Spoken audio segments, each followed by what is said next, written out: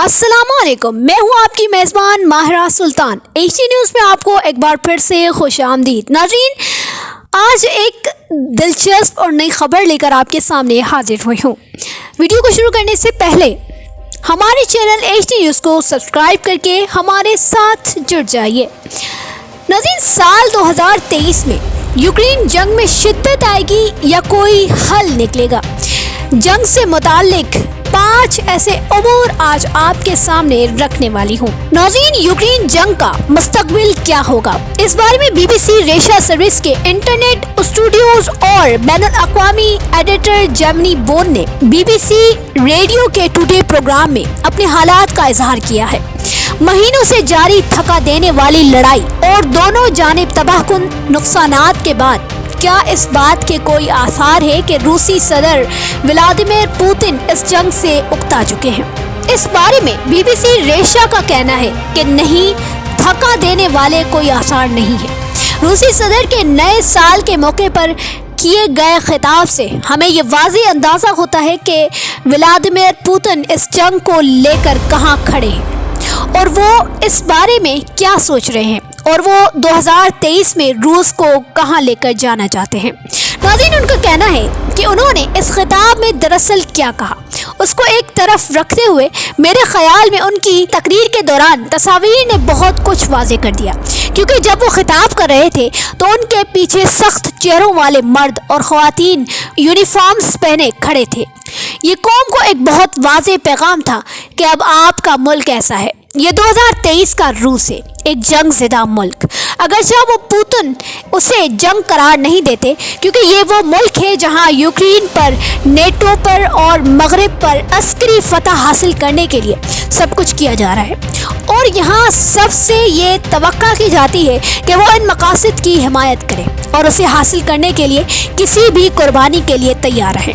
नाज़रीन, इस पर कोई बहस, कोई मुज़ाकरात नहीं और अपने लीडर और परचम के हक में नारे लगाएं। नाज़रीन, ये तो सिर्फ उनकी तकरीर के मनाजिर थे, लेकिन जो उन्होंने कहा अगर उसका जायज़ा लें तो वाज़ेह है कि कोई ज़ैली शाखें नहीं, समझौते का कोई इम्कान नहीं और इस बर्बादी से निकलने के लिए रास्ते तलाश करने की कोई बात नहीं की। सदर पुतिन का इस जंग में फतह हासिल करने का ये इरादा है, क्योंकि शायद वो मुकम्मल तौर पर यकीन रखते हैं कि उस जंग में फतह मुमकिन है, या फिर वो जानते हैं कि वो इस जंग में इस बुरी तरह फंस चुके हैं कि अब उनके लिए वापसी का कोई चारा नहीं और उनके पास अब सिर्फ यही रास्ता बचा है कि वो ये उम्मीद रखें कि हालात उनके लिए साजगार हो जाएंगे और उन्हें सियासी फ़ायदा मिलेगा।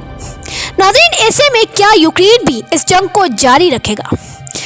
इस बारे में बीबीसी के बैनुल-अक़वाम उमूर कहते हैं कि यूक्रेन के सदर व्लादिमीर ज़ेलेंस्की इस बारे में बात करते रहे कि अपने खोए हुए इलाके को वापस हासिल करें।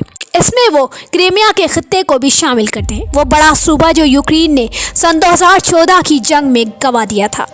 नाज़रीन, अब जबकि ज़ेलेंस्की ने खुद को एक कामयाब जंगजू रहनुमा के तौर पर पेश किया है, लेकिन वो अस्करी तौर पर क्या हासिल कर सकते हैं? उसका दारो मदार नेटो की मदद और खुसूसन अमेरिका से उन्हें क्या मदद हासिल होती है उस पर है, जहाँ के यूक्रेन को अमेरिका से मिलने वाले हैमार्स मिसाइल सिस्टम ने रूस को काफ़ी नुकसान पहुँचाया है।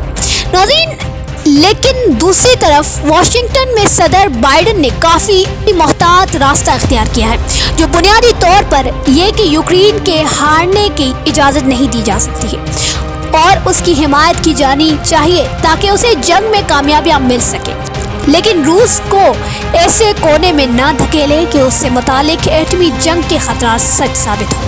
नाज़रीन, अब अहम मुद्दा ये है कि कोई एक फरीक जंग बंदी के माहिदे के लिए तैयार है। जेरेमी बोन इस मुतालिक राय देते हुए कहते हैं कि मेरा नहीं ख्याल इस वक्त मुज़ाकरात या जंग बंदी के हवाले से कोई तैयार है, क्योंकि पुतिन या तो ये समझते हैं कि वो ये जंग जीत जाएंगे या ये कि उन्हें ये जंग जारी रखनी है, जबकि दूसरी तरफ यूक्रेनियों का मानना है कि वो ये जंग जीत सकते हैं और इस कदर खून बहने और इतने नुकसानात उठाने के बाद वो अब किसी ऐसे माहिदे या मराआत के लिए तैयार नहीं होंगे جو وہ نہیں چاہتے۔